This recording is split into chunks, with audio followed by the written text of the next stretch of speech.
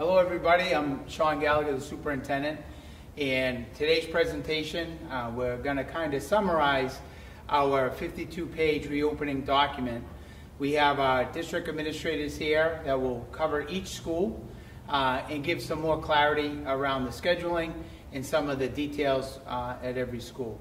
I just wanted to let the whole community know, since the closure of school in June, the administration, along with teachers and IAs and custodians and all of our unions have been really working extremely hard. As Bill Belichick would say, no days off. And we've had no days off since the closure of school. We've been working through a lot of the recommendations and guidance that have come from the DESE pretty much on a weekly basis and making the accommodations. But I really believe since June, the district, the teachers, and everybody in our school community recognize how important it is to have our students come back. And what's that going to look like? We did a lot of planning. But the number one goal for everybody in our school system was some sort of in-person connections and in-person instruction. And I think that has been the goal throughout the summer, with hundreds of iterations on how you can bring students back, how we can bring staff back in a safe way. And all the surveys that went out, from the students, from the staff, from this community, the number one concern was health and safety. And as we go through this reopening plan, that is our number one concern. And as we start to reopen in schools, we're looking at a phased-in approach that the principals and our district leaders will cover today. But as we move on, we've been using this term. It's called a VUCA environment. And a VUCA environment really refers, it came out of the military, about conditions on the ground that are very unpredictable. And I think for us, as a school community, as a state and a country, this is the environment that we are living in.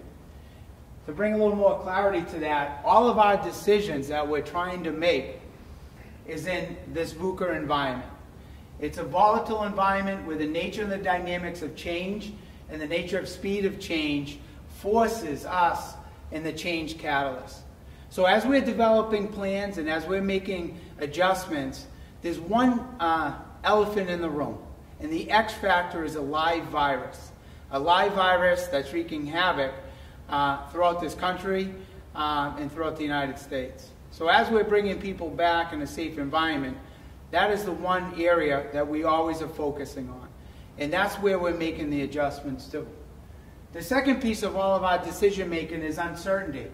It's the lack of predictability, the prospects of surprise, a sense of awareness and understanding the issues and events.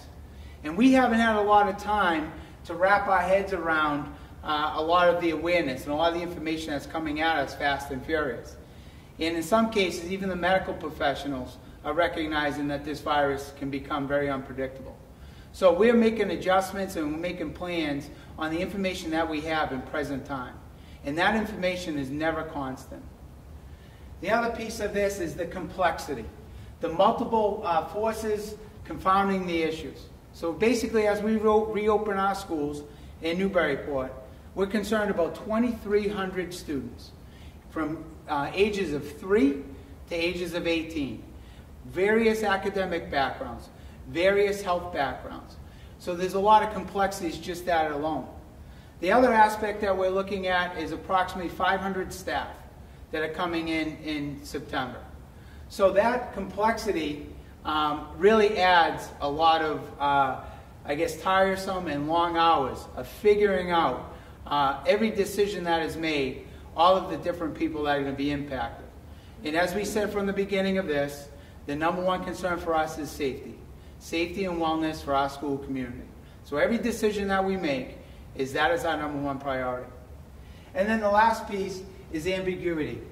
And this is what I really believe, as we're communicating to our school community, is kind of where I think a lot of people have fell into.